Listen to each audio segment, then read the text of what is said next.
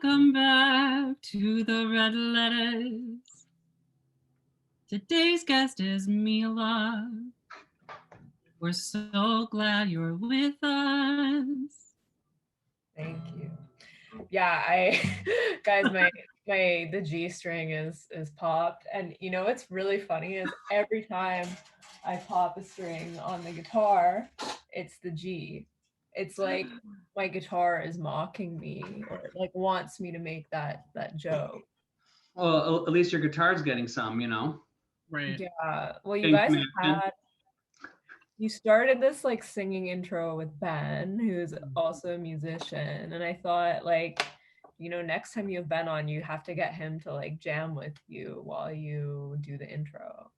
I'm working on some like lefty songs, and I'll DM you the private SoundCloud link. Perfect. This is SoundCloud rapper now.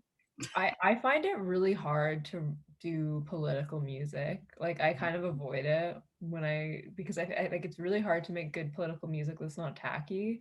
I feel like I've discussed this a lot on my podcast, like because like the one I co-host with Ken, because we're both musicians and we both like get really triggered by like bad political music.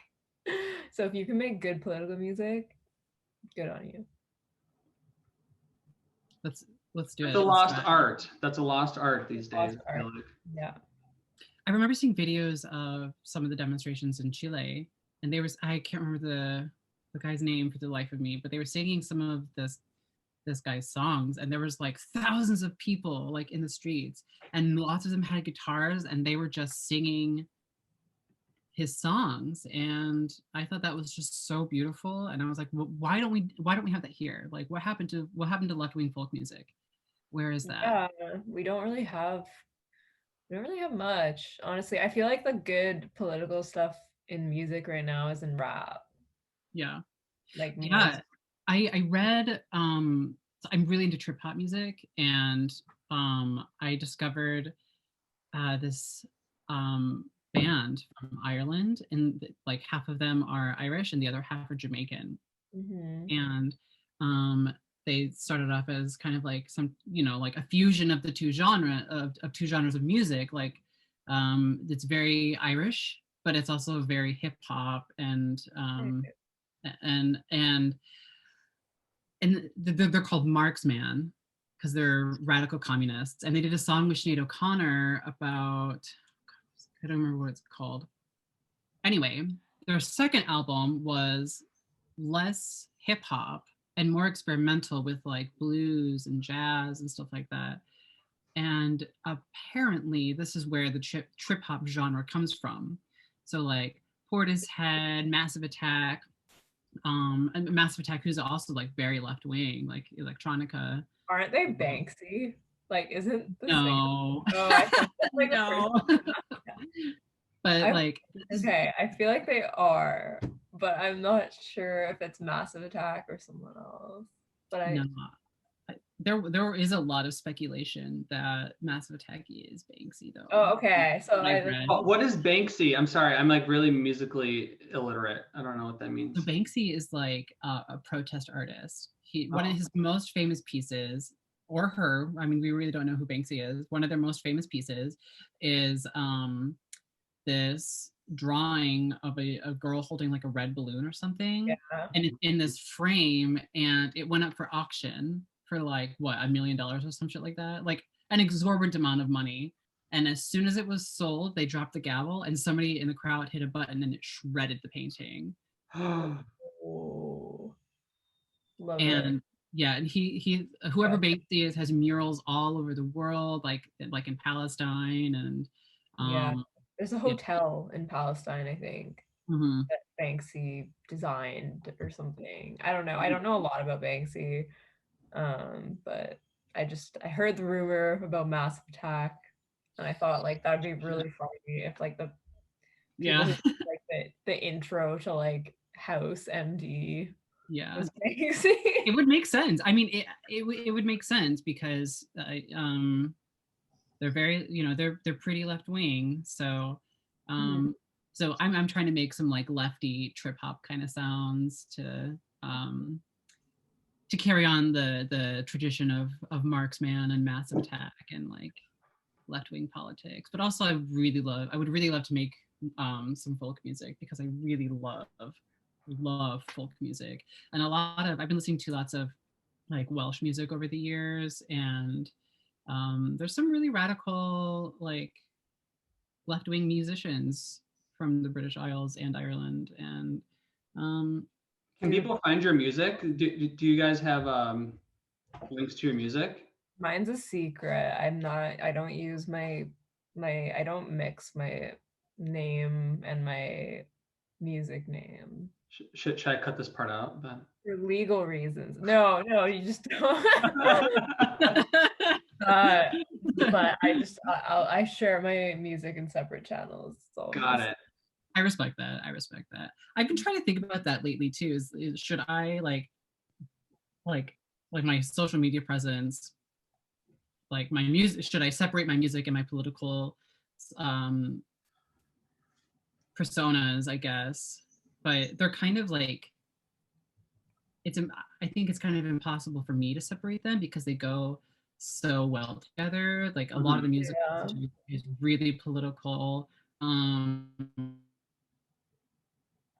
you know, as a person who experienced housing insecurity, music was really important to me, and sometimes that was all I had, you know, to keep me aloft. And no, I totally feel but yeah, but also like art is like really politicized in capitalist countries. Like if you can't afford to partake, then you don't get to go. Like in North Korea, like all these videos surface of like 3-year-olds playing the guitar, and they think that's like, people think that's creepy, but I think that's amazing.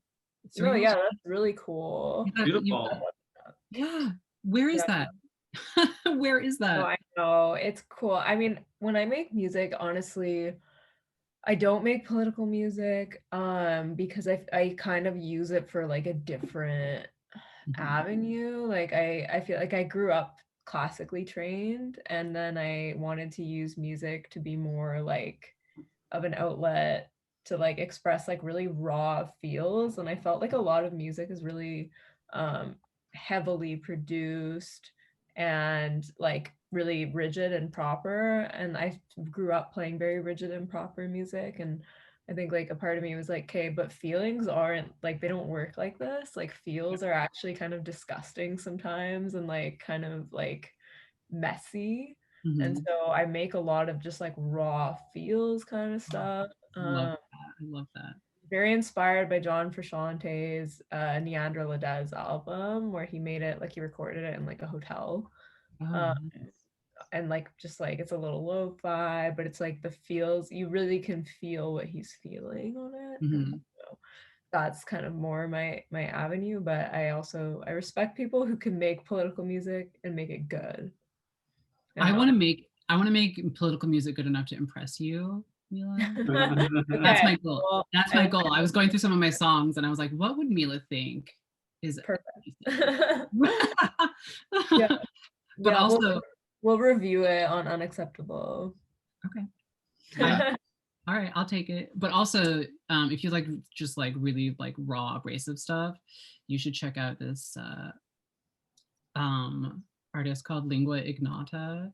She has this album called Caligula, and it is some of the rawest music I've ever heard. Like you think you hear the soft pianos, and like she'll be, and then she'll do some Diamondica Lash shit where she's just like, kill men, like kill men.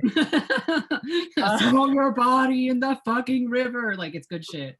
It's really good shit. You know, it's a lot of revenge survivor music, and I don't know. I think it's kind of hard not to politicize some of that, because no, I feel that. I kind of tried to write stuff in that vein. I have a song where I wrote like after being followed by some men in Italy and thinking they were like we escaped kind of, but like I wrote a piece based on that kind of could have political tones in it, I guess. But But yeah, there's a song by John Frusciante called Walls that I really recommend to people to like get what I mean by like just like raw feels. Like there's some very unpleasant screaming in it that a lot of people don't like, but I just think like I really vibe with it. But yeah, I'm totally taking us off topic with the music. No, this is totally on topic. On topic. No, yeah. We had a discussion the other night, and we thought this would be a really great episode to talk about it. We should make an episode and talk about it because a lot of people have this. I feel like a lot of people, especially like social dems, like I feel like they have like a romanticization of Canada because y'all have healthcare, so you guys are more like democratic than we are, and you pointed out that obviously that's not the case, and it's really a lot more complicated system than people know. So I maybe you can go into how like the government actually works up there in Canada. Yeah, absolutely. And so, I mean, there is definitely a sort of conception of Canada, first of all, being like morally better than the US, when we actually have a very concerning history, particularly with Indigenous peoples. And I've noticed like some differences because there's been this big settler discourse on Twitter that I'm sure you guys have been. No, tell us about it. But in Canada, the way that like colonization has happened here is that it actually has been quite different. So we had what's called residential schools, which were kind of attempts at forced assimilation of Indigenous people, and the last one didn't actually close until 1996. And so there is also like a lot of people being forced into reserves, but at the same time, what I've noticed is like we still have like territories that Indigenous people are allowed to govern, or sometimes govern in joint with the Canadian government. And Indigenous law is in a way part of our Constitution. Not necessarily in like a good sense necessarily, but like there are territories where Indigenous people are allowed to practice their own laws. So they are kind of like Canada.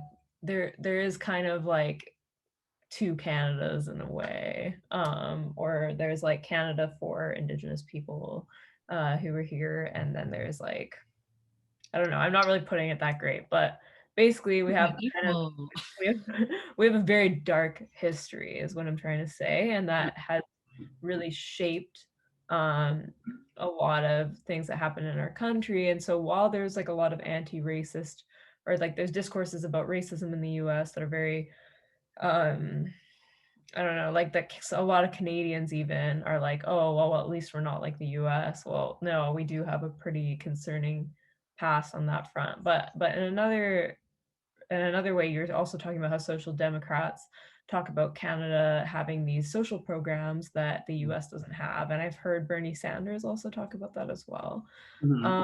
And I mean, yes, the healthcare thing is definitely a bonus. I'm not gonna like complain about having healthcare. I think it's really it's done me good. But that doesn't actually cover everything. So there's a lot that our healthcare system doesn't cover. It doesn't cover medications fully. It does to a certain extent.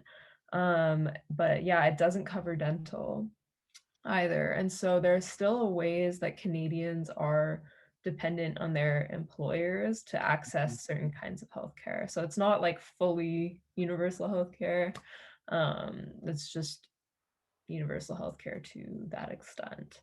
And there's also like this sort of idea that like we're more left wing than the US is. I think in some ways it's true, but not in ways that are very meaningful to the average person, if that makes sense. So, for instance, there's still like Canada is still a capitalist country, Imperialist, and yeah, and there's still like we still partake in imperialist ventures. There's just certain things that are like, so for instance, our Conservative Party could never try and like get rid of universal health care or be against it in the way that like the Republicans and the Democrats are, right? So like in that respect, our conservative leaders are to the left of someone like Joe Biden. But in other respects, there are certainly right-wing bent to these parties. And they all kind of, they all kind of converge on, say, the privileging of corporate power, right? Like our liberal prime minister bought a pipeline from Kinder Morgan, and has been involved in just numerous economic scandals. And so it's not like I said, I think it is more technically left wing in some cultural respects and some social security or like social welfare respects. But with a huge caveat, it's not in a way that I think meaningfully impacts the most vulnerable Canadians. And I think that's a problem. Yeah, and you also mentioned how it's, a lot of people don't know this either, that it's, it's a monarchy, the Queen of England. Yeah, it's so we should be more like Canada. Just, what? Do you remember when we fought a Revolutionary War to leave the monarchy? Like, that's one thing I settlers. really admire. Yeah, that's something I really admire Americans for. Is getting rid of the monarch, because technically the Queen is still our head of state, which honestly, and I've said this before, it's not even like because people always tell me, well, Mila, like, why do you care? Because it's not like she's literally calling the shots. But at the same time, like, just think about it from, if you think about it from a purely aesthetic perspective, like how ridiculous that we have like a royal family that we respect, who they've done nothing for us. We have a governor general that we pay our tax dollars go towards, who's the Queen's representative. And it just, I don't know, I find it very ridiculous, frankly. I know that's not a very eloquent way to put it, but yeah, that's like, no, it doesn't need to be eloquent. It's very simple and it's clear. And yeah, we have to talk like that. We've got to be crystal clear about what we mean. It is ridiculous. It's, even if it is just a facade, like, it's still ridiculous, because at the end of the day, the head of your state has the Queen even ever been to Canada? She has, but what else is ridiculous to me is, like, when you immigrate here, you pledge allegiance to the Queen, right? And so it is a bit silly if you think about it, because you have people immigrating from places that have been deeply impacted by British imperialism and British colonialism, and then they come here to seek refuge, and what do? They have to pledge allegiance to the Queen. Right. The Queen of England. So there's that. There's like, some bills start with like, in the name of Her Majesty the Queen, and I'm just kind of like, ridiculous. Like, do you guys like have no shame? Like, I'm on this is gonna become like my trademarked claim maybe, but I just can't have to say it, like, it debases us all like that. Right. In the name of her Queen. And then I think you also mentioned that the Governor General appoints. So we have so unlike the US, the Senate in Canada is not elected. So senators are appointed like by the Governor General, but on the advice of the Prime Minister. And then another thing is the Governor General, again, who's the Queen's representative, has to approve all bills in Canada through something called royal assent, which, again, how stupid does that sound? Yeah. So you have that component. And then it's also the Governor General is the one who has the power to prorogue Parliament.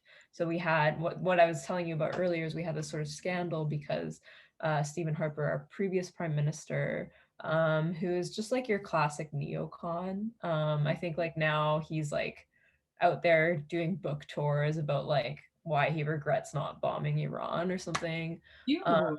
No. Gross. Really terrifying.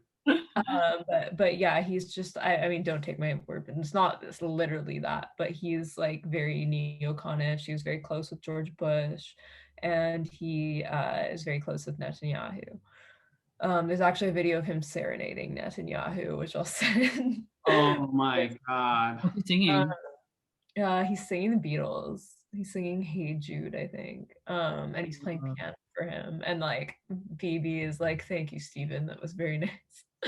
But anyway, so there was a scandal-ish sort of scenario, because what happened is there was going to be a vote of no confidence against Stephen Harper. And basically here, if you prorogue Parliament, then any bill that hasn't received royal assent dies on the table. And so then you have to like restart the whole thing in a next parliamentary session. So if there were to be like, you could technically stop a vote of no confidence by proroguing Parliament. And that's exactly what happened. So Harper went to the Governor General and was like, I want you to prorogue Parliament. And if the Governor General was a bit more responsible, because again, in theory, the Governor General is supposed to be like a check on executive power, like on the Prime Minister going nuts. But what happened, of course, was then the Governor General gave him permission to, like, the Governor General said, okay, yeah, I'll prorogue Parliament. So they prorogued Parliament, and then the vote of no confidence never happened. And so he was kind of able to circumvent that by getting the Governor General to prorogue Parliament. So they serve as a sort of like symbolic check on power, but they don't really check the Prime Minister's power. Do you like my my maple leaf communist flag though? Yeah. It's really hot. Yeah, you're really hot. Wow. Mila, so you recently, I want to turn to your a recent article that you wrote for which can be found in readpassage.com. It's titled "The Left Shouldn't Hesitate to Confront Porn Corporations." Yeah, and controversial. I know. What did you say? Controversial, I know. Yeah, I know. It's something that the left, or people that claim to be on the left, don't seem to really understand yet, and it's really and you brilliantly lay that out in your article. There's a passage in it that I want to read, and then we can hopefully elaborate on, because I feel like this doesn't really get talked about enough, and I don't think you got everything you wanted to get down into this article, because you can only get so much down in this article, which is brilliant. You say pornography-related criticisms may also be difficult because we're at a societal stage that is culturally liberal and economically capitalist. The sex industry does a great job at capturing these two elements of our current social and economic ordering.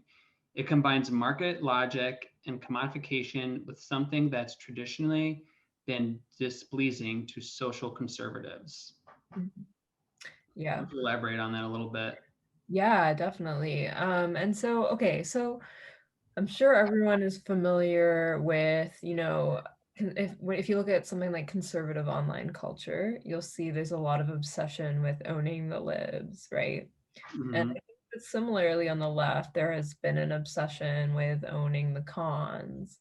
And so, you know, a few decades ago, when conservatives had kind of a more cultural power, I would say, in the sort of sex wars, there, you know, there was rightfully, I think, a pushback against some kind, like this really deep sexual puritanism that is unnecessary, right?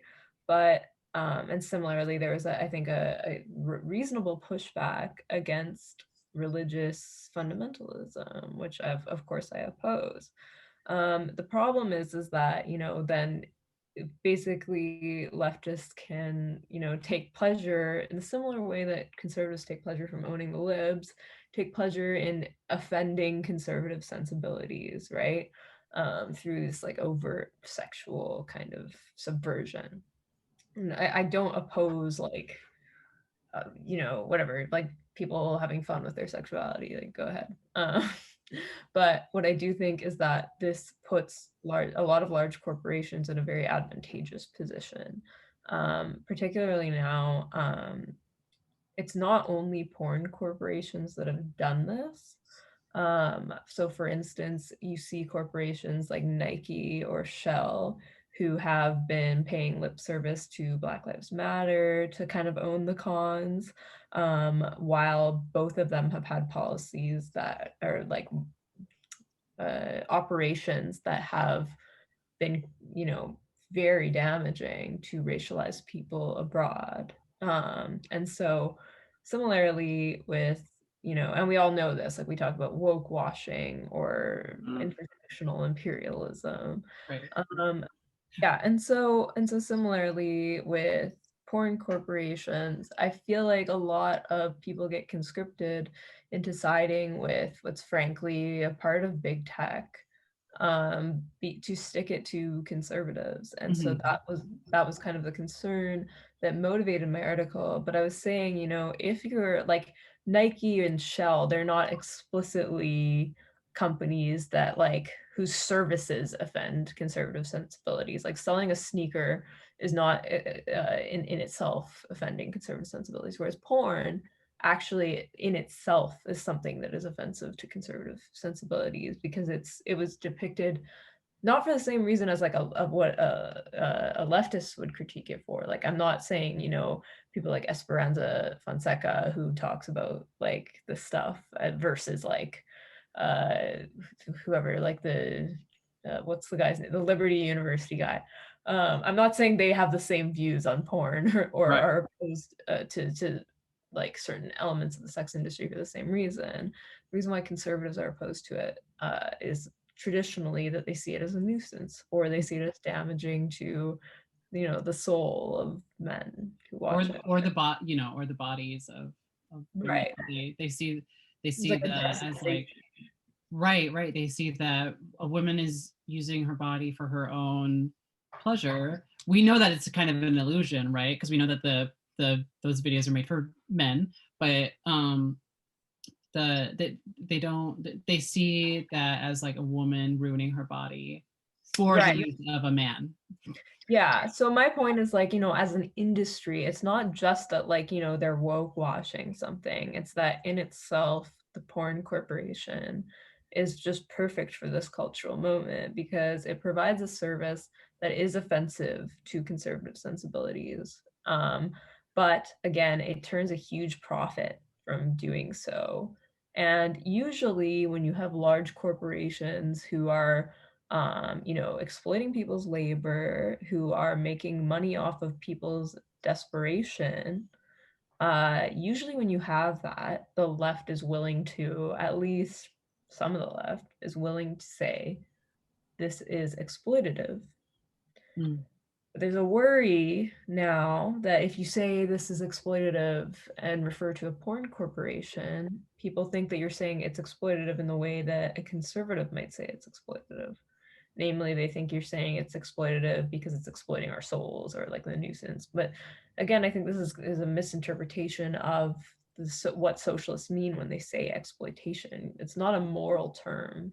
It is like it's a economic term Right. that's referring to, you know, you're concentrating capital, you're concentrating economic power into the hands of a small few, and workers have to sell their labor to them to survive, and they are at their whims in order to survive. And so my point in the article was like, when you have these monopoly capitalists who, you know, have grip over this whole industry, and then, you know, you have these exposés like in the New York Times being like, you know, this has given rise to abuse. Well, of course it has.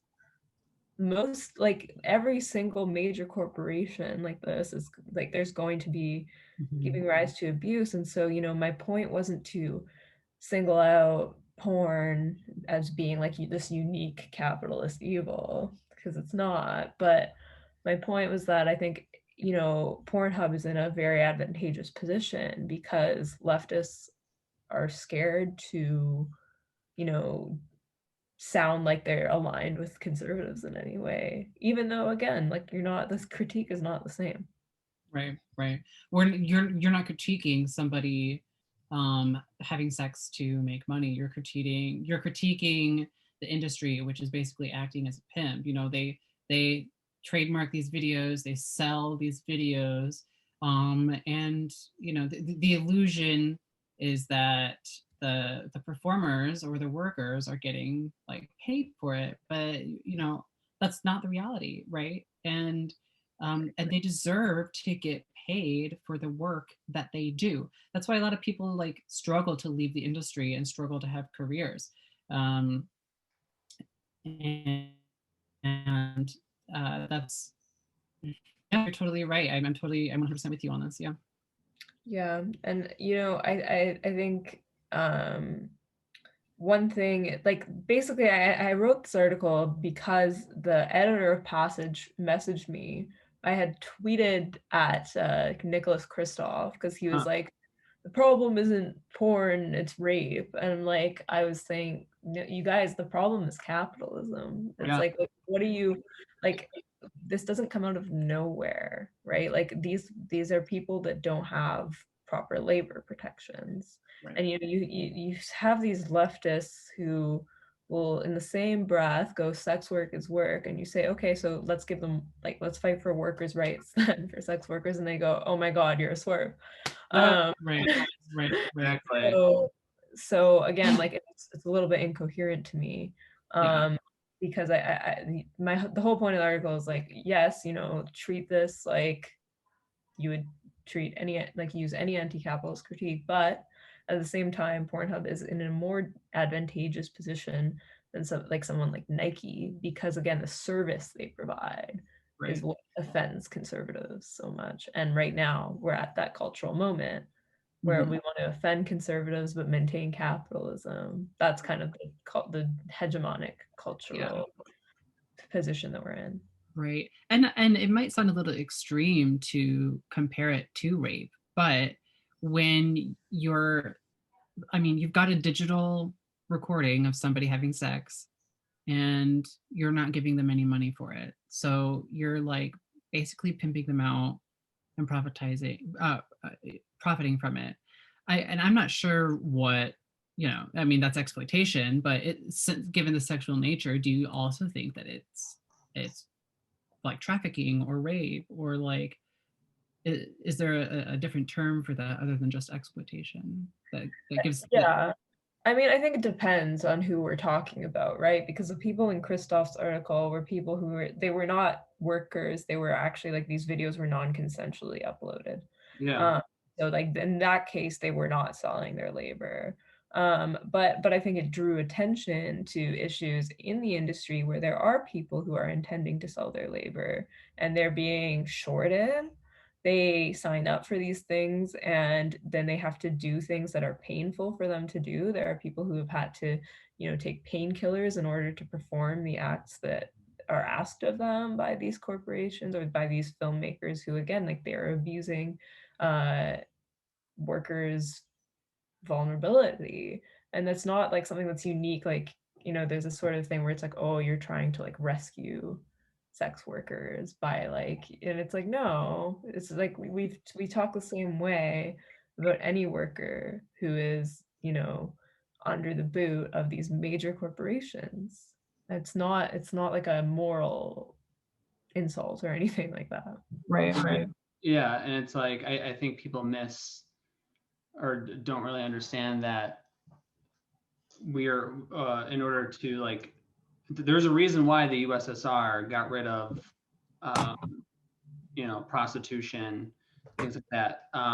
You know, it was the class nature of the society changed. The workers were in power and they weren't being exploited by a capitalist. And the reason why people go into this line of work isn't because like it's fun and liberating. They go into it because they don't have any actual job prospects, or they're, you know, forced into it. And they do it because they need to make money. And that's the reason why they go into it. It's not because I think a lot of people like on the left think that, oh, this is about sexual liberation and, you know, people are freely doing this, and that's not the case. This is a class issue. This is a working class issue. Well, I think also an error that everybody is making is generalizing the experiences of everyone that's been in the industry. I mean, I'm sure there are people that feel like empowered or fine, but like they have a very different relationship to it than, you know, especially, and I know Esperanza's like done work on this, if you take an internationalist perspective. So like people who are in the global south and who get exploited via sex tourism, or Right. if you know, like again, it's like there is a very clear, I've joked about OnlyFans kind of like gentrifying sex work in a way because Right. like, you know, the problem with a lot of this discourse is we're collapsing the experiences of you know, people who do full service and like street prostitution with pornography actresses with OnlyFans, when every single one of these have different experiences. And so we have to take that as it goes. And like this is why when I wrote this Pornhub article, I didn't want to, you know, make it about sex work as a broad umbrella thing, because it's like Right. Pornhub is its own thing. It's its own problem, and like the exploitation experienced by workers in the porn industry is going to be different than the ones who do full service, and it's going to be different than the ones who do OnlyFans or whatever. And it's going to be different from those who actually work in everyday jobs, like people that work in the office or in a factory. There's different levels of exploitation, and a lot of people on the left, the synthetic left, I guess we could call it, try to say, well, under capitalism, all form of labor is exploitative. So what's the difference? There's no difference. There's a huge difference. Yeah, I mean, even among all kinds of labor, it's not the same, right? Like Right. people who work in an office can still be exploited, Right. but it's not going to be the same as like a fast food worker. And so again, this is why I think like someone might say like, well, you know, all labor is exploitative under capitalism. I say, yeah, okay, so what? Like that doesn't do it, that doesn't add anything to the discourse. You have to still say, okay. Why glorify one that's really hideous and heinous? You know, it just seems like it's really odd that this gets glorified, but the rest don't. Yeah, and again, I think it is specifically because this offends conservative sensibilities, whereas like, you know, other ones don't. And that's the cultural moment that we're in. If we were to be in a moment where, you know, that was socially conservative and economically capitalist, there would be a different sort of ordeal going on. But right now we're in this stage of liberal capitalism. And liberal capitalism is going to have that sort of like, we're going to stick it to the cons by doing all this stuff that offends their religious sensibilities. And, you know, I totally get that. I mean, I grew up in a Catholic school, and like there were a lot of times where I wanted to be an edgelord and like own the cons. Yeah. But this is not politics. Like this is a support group or catharsis. It's not doesn't really say anything meaningful politically. It can be very cathartic to like own your enemy or whatever, or like win a fight online or some dumb shit like that. But it's not doing much. And so when I was like writing this piece, my issue, because I've gotten some weird feedback for it, honestly, and I think a lot of people read things into it that I wasn't trying to say. And so like I had some people be like, well, this piece did not quote one sex worker and in it, and like this whole like standpoint trauma politics thing aside, my point was like, you know, yes, it did not quote them because they're not the ones I'm critiquing. Like, right. I am talking specifically about this company who, like, you know, there are people on the left who are trying to be like, oh, well, like, why aren't you focusing on big tech like Facebook and Twitter, who are also exploitative? And I'm saying, yeah, these guys are also big tech. Like they're not like these little guys, because everybody like Pornhub's doing their best, they're acting in good faith. I'm like, no, they want your money. Like that's Yeah. literally they're trying to turn a profit. And I just like, so again, like this whole piece, like it wasn't even about like, I was not making even a judgment on like sex work in itself more exploitative than any other kind of labor. That wasn't my aim. My aim in the piece was to talk about how this cultural moment of cultural liberalism and economic capitalism is and has this like own the conservatives effect, and uniquely places sexual services in an advantageous position. Yeah, and I think it's a beautiful piece. I think people should go check it out at it's readpassages.com, right? Read Passage, yeah, and Passage is Readpassages.com. it's a new Canadian publication, because another thing about this ties into what we were talking about with Canada is Canada's media is extremely right wing. It's mostly owned by the same company, and like most of Canadian media, and they're very consistently right wing. And the guy who owned National Post was actually like he was in jail for a bit. Trump pardoned him. Mm. So, you know, our media is very right wing. So Passage has been trying to sort of combat that a little bit. It's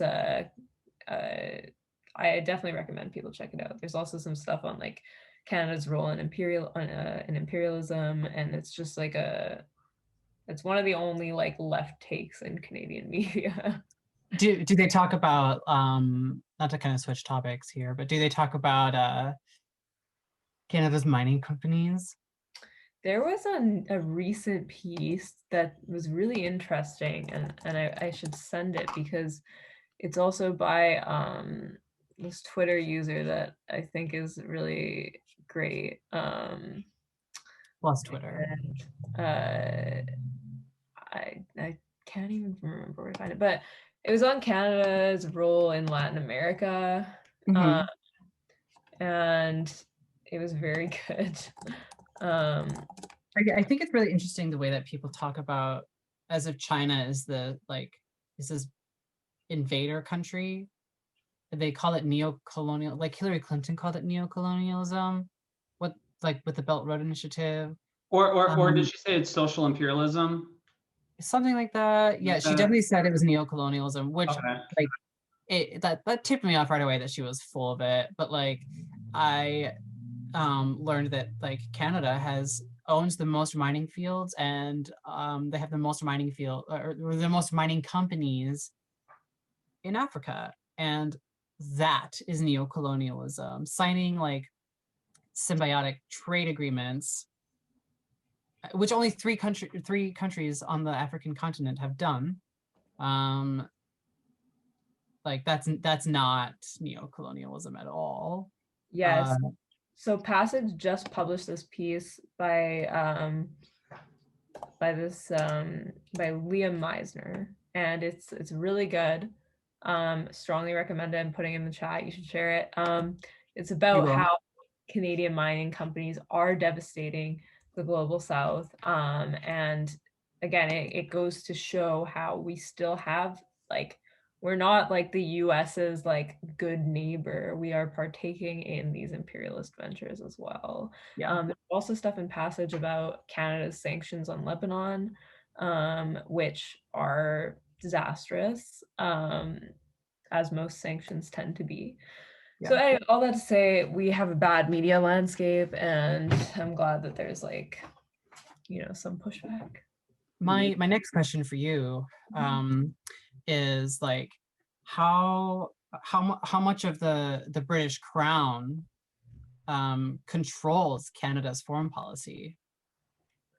That's a good question. I like it's hard to say because I think there's a lot of influence that like the UK just has on Canada. We have like we use their legal precedents. Mhm. and which is very annoying as a law student, by the way, because British judges, like, they speak so annoyingly that like you can say this in one sentence, dude. You don't need to totally. And that's what they love to do. They love to make it as complex as possible so that I'm like, you dude, aren't paying attention, right? Like yeah. they don't want you to understand what they're saying. They want you to tune it out. It's not even just like complicated, it's just really dramatic, Right. and pretty long-winded. Yeah. But I do think, we are definitely influenced by, like, we're allies of the UK, we're allies of the US, and we act accordingly. We are still selling arms to Saudi Arabia despite so many people bringing this to our government's attention. I mean, our prime minister calls himself like a feminist, and like he's selling weapons to Saudi Arabia. There have been Canadian tanks found in Yemen, right? Like there's Yeah. you're like we're arming one of like the objectively most misogynistic governments and being like, oh, we're so feminist.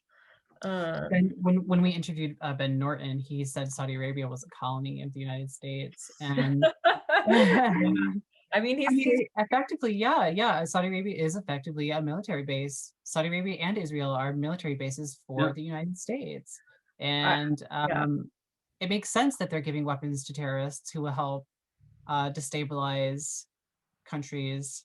And who does that affect the most? It affects religious minorities and women.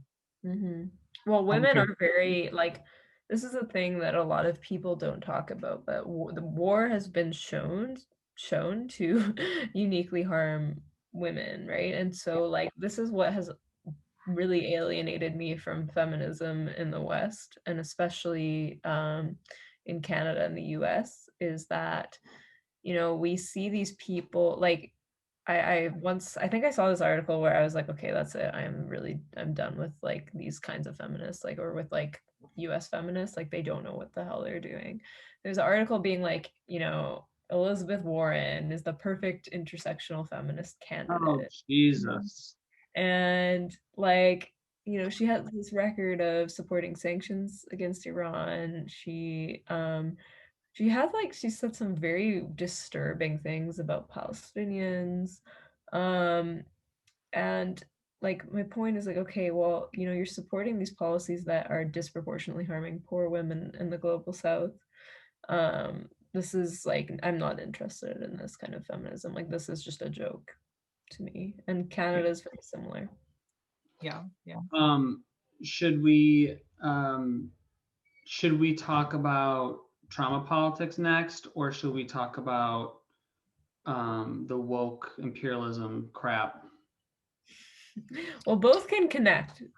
And actually, I did use an example in my trauma politics article of an imperialistic sort of venture. And that was the testimony of Naira, who was a Kuwaiti girl, 15 years old at the time. She testified in the US saying that she was crying. She was talking about how she personally saw the Iraqi army pull babies out of incubators. And this testimony ended up being completely false. But the testimony ended up kind of emotionally goading the US into like wanting to go to war. I'm not saying this is what starts war. Like war, obviously, and I think Ben brought this up in the last episode with you guys where he was saying like, there's never one reason, right? Like there's a ton of interests at play. And frankly, the US has had interest in destabilizing multiple or multiple Middle East countries, and that's on record, right? Like that's not me conspiracy theorizing. So you have this sort of trauma politic that I think is becoming more popular. So like Naira, I think was, a sort of beginning of what we're seeing right now, which is, now we have a kind of, I jokingly call it the human rights industrial complex, but it really is. You have these organizations like Amnesty, they're run by these like billionaire philanthropists who, like, I don't believe for a second are actually concerned with human rights. I think they're concerned about feeling good about themselves. And they kind of dupe a lot of people who think that who say, I want to do something good, into working for them. And you see people like Amnesty who helped the FBI kill Fred Hampton, right? Like they're not really concerned with human rights. No. But they use this trauma sort of goading in a way that's very emotionally manipulative, and they do it by showing, nowadays it's all about telling your story, right? And so you have people like Nayura giving a testimony. You have people saying like like please invade us. Yeah. um and if you push back on it, what happens? Well, it's not only that people say you're incorrect, because that would be fine. I would be very happy No, to they say, call you Hitler. yeah. Yeah.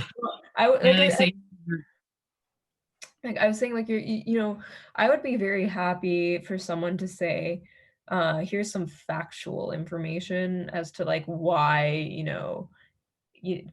invading this country would actually produce good results. Like that I'm not opposed to, but I disagree, obviously, and I think there's a lot of facts to back me up on that. But what's happening now is you see this sort of emotional blackmail or emotional manipulation where you say, especially there's also, as something I've talked about, is the trope of the white leftist, where it's like these white leftists, they don't understand our pain, and they don't want they love the Chinese dictatorship, they love Venezuelan dictatorship because they don't understand our lived experience, right? They say like, you like, listen to me, I am a real Venezuelan, I am a real Chinese person, whatever.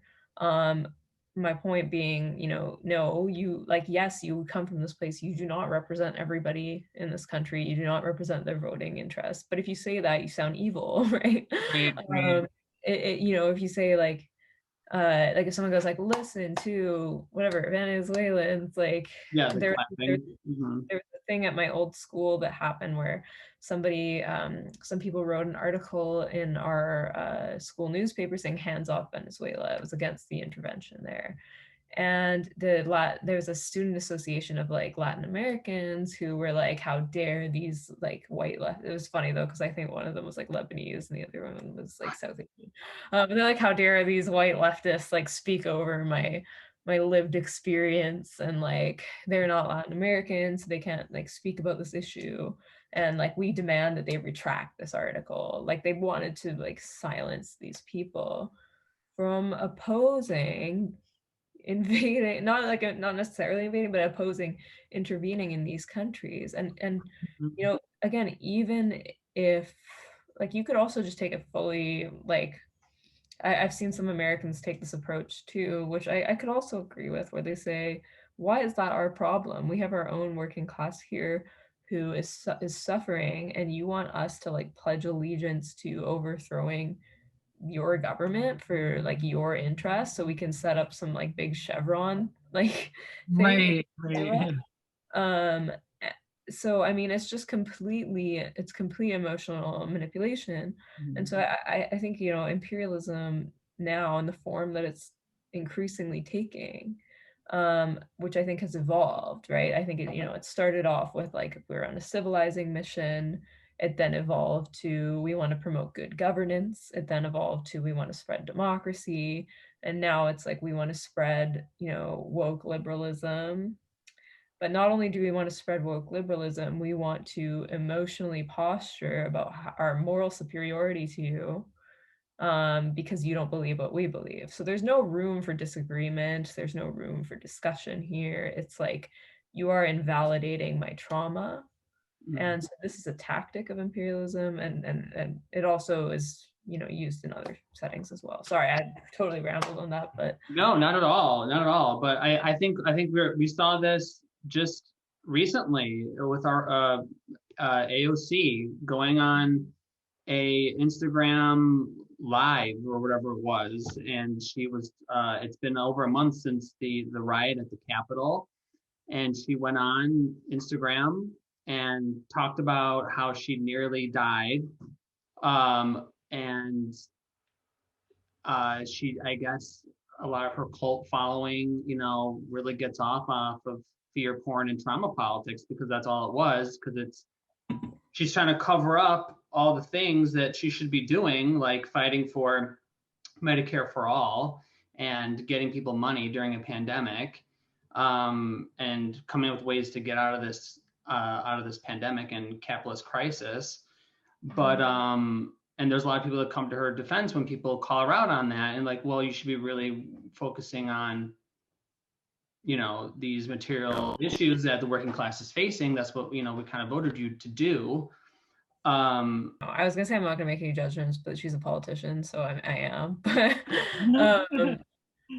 But I do think, something else that has been concerning me, and I think that social media has exacerbated this problem. And it's funny because I remember when this is like almost 10 years ago now, I was watching an interview with Zizek when I barely knew him. Like, I barely knew him, no, but I barely knew about him. We all know Zizek. Zizek is in our hearts. He's in our hearts, yeah.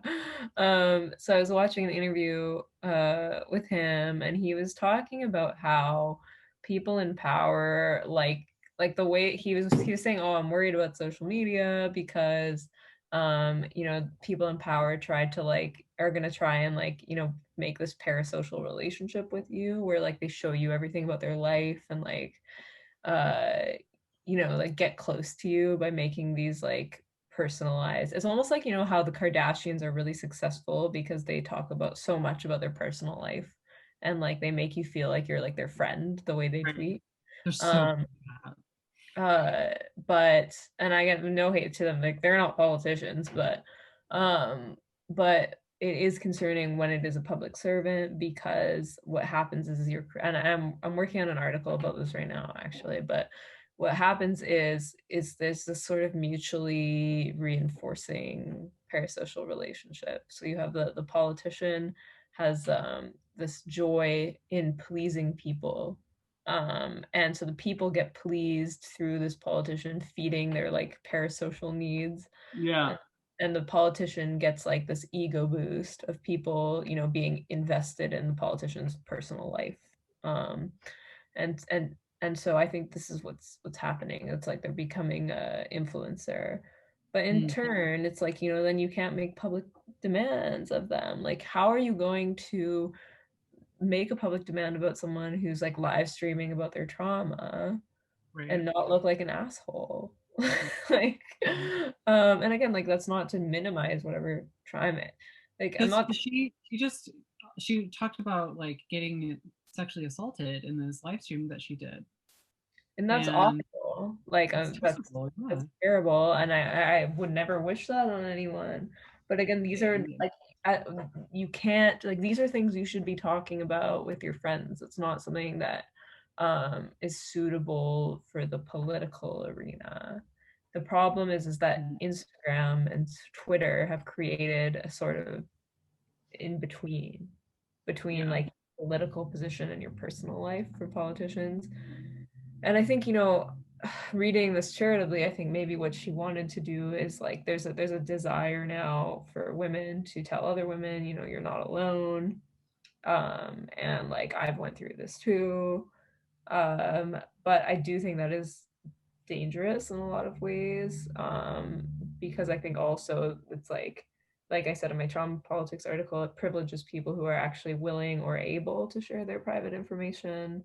And I think it pressures young women into so-called telling their story, when that's not really that might not be the best way of healing. I don't think it is. I think that if you need to heal from trauma, I'm not a psychologist or anything, but I think if you need to heal from trauma, being in the public eye and trying to do that publicly is the worst thing that you can do. It kind of opens up now people are almost expecting you to well, you can't speak on this unless you've experienced, you need to share your trauma to the world. Yeah, it's write me a college admissions essay to be able to talk about. You point that out beautifully in your article too, how the way that it prevents you from criticizing them.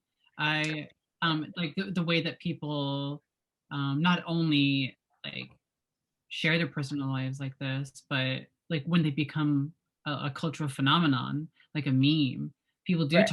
talk about them as if they're like their best friend, or if they're a celebrity or something like that. Like you know, there's always going to be a special place in my heart for Bernie Sanders, but like I will criticize him.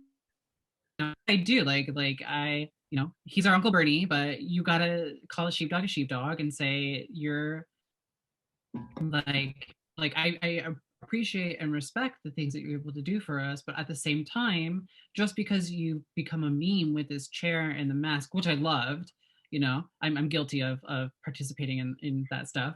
We all loved it. Let me enjoy things. Yeah, it's good. It's funny. But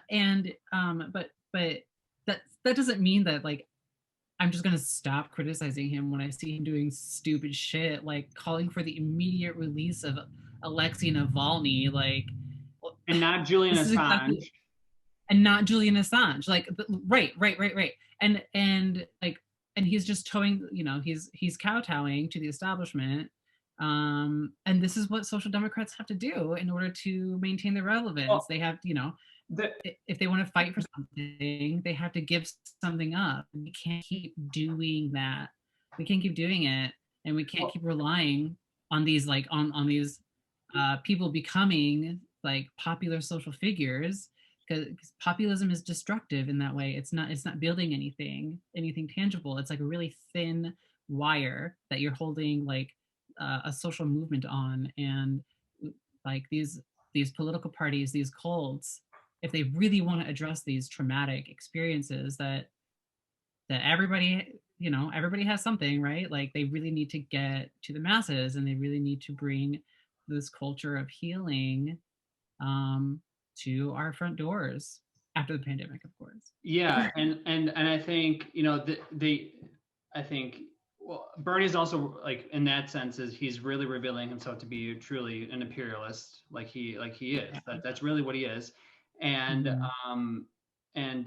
AOC, to getting back to like what we're talking about with the trauma politics, they use it as a disguise or as a barricade to distract people from criticizing how she's an imperialist. She is an enemy of the working class. She is in the Democratic Party, ultra-capitalist, imperialist party that is anti-proletariat. They're anti-worker. And fascists in Latin America. Exactly. And like this is what they're doing. This is like the new thing that they're doing is so they can use this as a shield so they can't be criticized. Yeah. No, I think that's true. This Biden administration, this is what I think the Biden administration is relying on. They've like stacked the administration with all of these diverse candidates, and just because my government represents what the population may or may not look like, and when I see something I disagree with, which has always been anti-war things for me, and I think that's a huge problem. Yeah, I mean, like with war especially, like the imperial. There's a quote by C.L.R. James that I always use, and he says like, where imperialists do not find disorder, they create it deliberately. And I think, there's always a way that like where there's a will, there's a way for these guys. They have the backing of all the right people. They're going to find whatever way they can to continue the imperialist project. And I think also it's very hard to make it to American office without, being subsumed into the imperial order. Like I think about AOC just completely capitulating on many imperialism related issues. When she ran for election, she like had some minimal support for Palestine, and then she went back on it like very quickly. And I have an article about this on my Substack that I wrote a long time ago, where she's like, I'm not a Middle East expert. We didn't talk about that at the dinner table.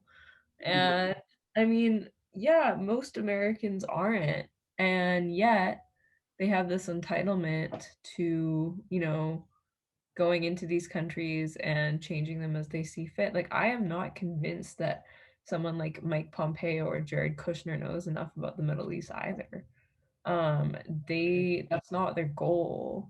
The goal in making these policies isn't to know about these things. And similarly, like, you know, people are so apologetic on the left that, like, at the slightest little pushback from the right makes them totally capitulate, like AOC did with, and like, you know, with this, with Venezuela, with Bolivia. Like, there's just, because people don't know how to take principled positions. You know, it shouldn't be, this is not an evaluation about like whose government is the best. There is no ideal government in the world. Right.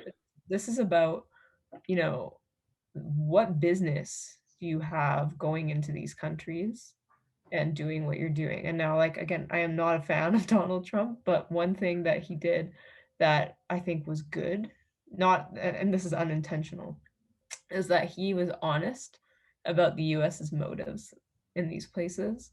No. Um, We're there for and the oil. He said it out loud. he literally said it. Like, you know, that to me is like better than what I think Biden is going to do. And be like, we want to make sure that, you know, these countries have a peaceful transition of power. Like, no, you don't. Like, you just gave $1 billion to Jabal al-Nusra a few Oh, years ago. Exactly. I see liberals asking, you know, they're saying, oh, we need to help secure democracy in Myanmar, and I just think that's so like, I'm not surprised at all that they're doing that, but like this is exactly what I've been saying for like ever since the primary started. Is this is what they're going to do. You know, if they go somewhere, they're going to be more successful at it because they're better at overthrowing governments. Donald Trump didn't invade any new countries. He escalated situations, yes, but like Joe Biden has a record of invading countries, and so now they're like, look, this is my experience, my like on my blue apps, you know. But I'm seeing people use this like side as a crutch to hold this Right. imperialist position of invading a country. Yeah. And we all know what aid is. You know, it's invading a country, it's sanctions, Yeah. it's Yeah, starving their exactly. people, and they're using the politics of genocide to say, oh well, you're a bad person, or you know, that's not okay. We have to do something if we have the power to do it. And you're just going to let people be genocided. Like that's how they respond to that. They respond with this, oh well, you don't care about the trauma these people are experiencing. But that's Yeah. not true. Of course I do. Of course I do. We just all know what United States aid looks like. And it is more traumatic. Look at Libya. Slave trade. Come on. Yeah,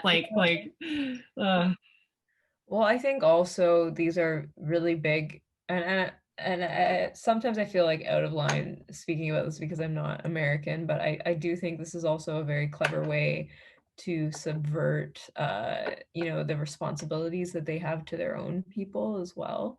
And I think, you know, this is how you could make a good anti-war argument in America right now, is that, you know, the government does not care about its own people.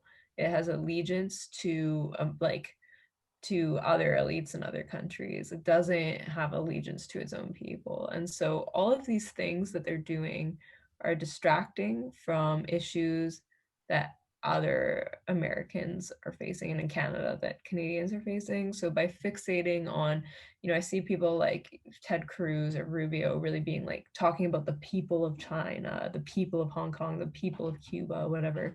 What about your own people? Like, you're in you're in the middle of, you know, an economic crisis right now. These boutique human rights issues are so disconnected from the struggle that everybody had, that the average person has.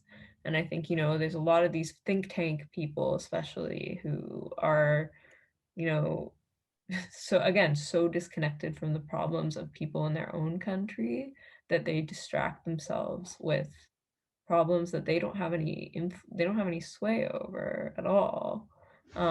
Like that average people don't have a sway over. Like no matter how many times you tweet about freeing Navalny, about free Hong Kong or whatever, the average person is not going to impact that, and they also have their own problems. And so it's like it's not only that imperialism is damaging to the people in the global south, it's that it's actually just a function, or it's a means of avoiding the problems at home. It's also damaging to us at home as well because we get blowback. And now we're in a stage of imperialism where we're underdeveloping our own country. And the only way that we can actually bring about any meaningful change for anyone here is for us to take state power. The working class needs to take state power. We need political power in order to change anything meaningful for anyone in this country and abroad, quite frankly. But I think this is a good place to wrap. What do you think? What do you think? Yeah. No, I think it's beautiful. Yeah. I think this is beautiful. I think Mila, your work is very it's I lack for a better word, it's awesome. I think everyone should check you out. Where can people find your work? Yeah, so you can follow me on Twitter. It's just like my name separated by underscores. I'll link it to you. I actually started a new YouTube channel for mostly for clips of my new podcast. So I'll link that as well. It's called Actually at Capacity. And so yeah, definitely check out the new pod. Mostly you can hear me yelling on Twitter. And what else? Yeah, there's articles just floating around somewhere. So I'll send over the links. Yeah, we'll have some links in the description. Post them on the description. We love you and we look forward to having you on again soon. Thanks for also for our viewers, you should follow both of us on Twitter. My handle is at Solidarity Fairy. At Solidarity Fairy. Cliffhanger there, like okay. Solidarity what? Right, well, Eric actually ghostwrites all my tweets. But also we have a Patreon. Somebody gave us money on Patreon twice. Yes, we do. We do have 2 Patreon supporters, and we would like to acknowledge them. To thank Ross Cole, I think that's how you say his last name, for being a Patreon. And we would also like to thank Lumpia Logic. Thank you so much for being a Patreon supporter. We will link our Patreon in the description as well. And again, Mila, thank you so much for being with us. Thank you for having me. Thanks, Mila.